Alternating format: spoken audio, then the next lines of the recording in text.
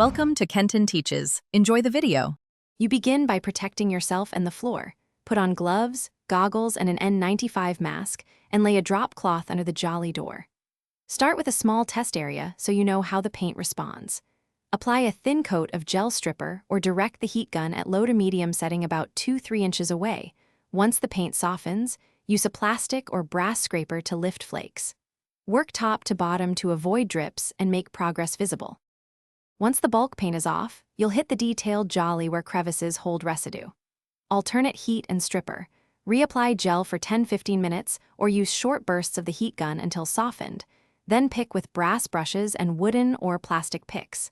Make sure to neutralize chemical stripper per instructions and wipe thoroughly because residue prevents adhesion later.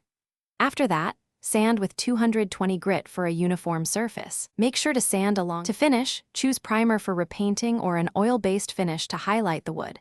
Apply thin coats and allow full cure between layers.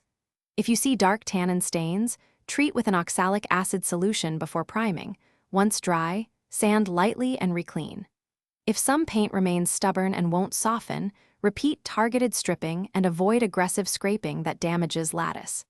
If you suspect lead paint or unusual adhesives, stop immediately and get a professional assessment to avoid health risks. Safety first.